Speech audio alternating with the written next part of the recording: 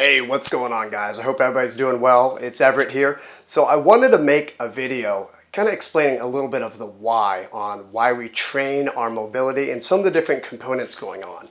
I think knowledge is actually power, even though it's a cliche, it's true.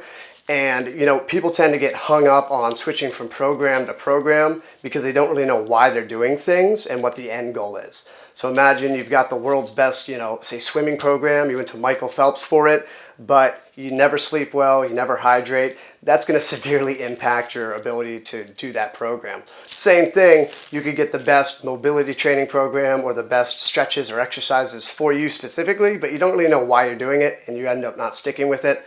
Well, that's what's going to hold you back. Not the program, but the other things surrounding the program, like the knowledge. So we're going to talk specifically about your hip mobility today. Obviously, I've got my hip mobility course. I've really focused down on that because we sit so much. That's where people really need to spend time if they're going to spend time. Now, if you've ever been like a back injury, obviously it's back for you, or you're a pitcher, it's shoulder for you. But most people can benefit from more hip mobility training. So I'm going to start out with an analogy. I've got a tourniquet here, all right? So EMTs and first responders will use this in the case of a serious accident where someone's losing blood to stop that blood loss, right? This will save your life. So the question is, why is this like the chair you're most likely sitting in right now?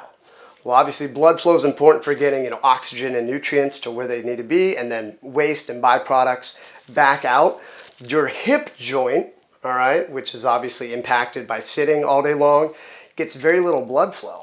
So the way it gets its nutrients and gets waste and inflammation out and even lubricates the joint to move, because again, the joint is technically the space between two bones. The way it does those three things, I've got them up here on the board, feed, lubricate, and remove waste, is by moving. There's a pumping mechanism that does that. So again, throw a tourniquet on your arm for 10 years, you're not going to have much of an arm, okay? Sit for 10 years, and you're blocking those same processes by blocking the pumping mechanism of synovial fluid in that synovial hip joint, okay? So pretty serious stuff. A lot of people, and I talk about it as well, you sit, you get tight hip muscles, hip flexors. You're not using your glutes, and so you tend to atrophy your glute muscles and the nervous system connection, all right? But no one's really talking about the hip joint itself. So I jump into another analogy, which is your car. Say you've got, a Lamborghini, you've got sweet rims, good tires, good suspension, but the ball bearing joints are defective. Well, wheels are meant to rotate, right? So if they don't have that rotational capacity, you've got a Lambo that's just going to sit there in the parking lot, okay? Same thing, joints are meant to rotate, so if you don't move them and rotate them and keep the joint itself healthy, you could try to get awesome strong muscles, build up a lot of neuromuscular connection, but the nervous system is used to move or contract muscles, which is used to move bones that articulate at the joint, okay? So you need to take care of these joints, all right? Especially if you're sitting, which we all are, work, commute, and then, let's face it, we just go watch Netflix and things like that most of the time, okay?